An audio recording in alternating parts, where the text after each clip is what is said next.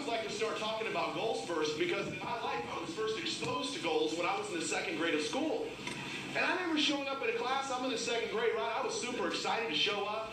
And I remember showing up there and the teacher, she said, well, boys and girls, she says, today, she said, we're going to have an incredible day. She said, although before we begin the day, I'm going to tell you about your homework for tonight. And I'm thinking, man, homework, right? I'm like, man, it's my first night of school.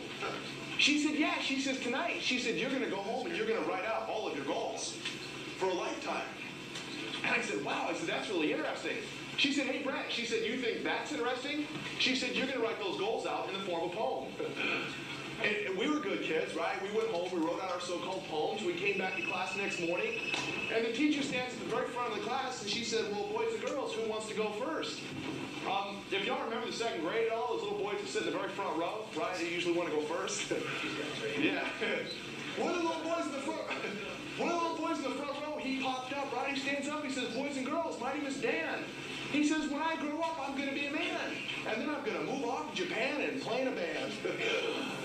All the boys and girls go, wow, Dan, that's really good. But then all of a sudden, one of these little girls popped up. She stands up. She says, boys and girls, my name is Sadie. She says, when I grow up, I'm going to be a lady. And then I'm just going to move off and have a baby. All the boys and girls go, wow, Sadie, that's really good. But then all of a sudden, one of these young boys in the very, very back row, y'all remember the boys that sit in the back, right? This little boy in the very back row, he popped up really aggressively. He stands up. He says, boys and girls, my name is Stan. S-T-A-N. He says, when I grow up, he says, of course I'm going to be a man. But I'm sure not going to move off to Japan or play in a band. He said, it's real simple. I'm going to help Sadie up front with her plan.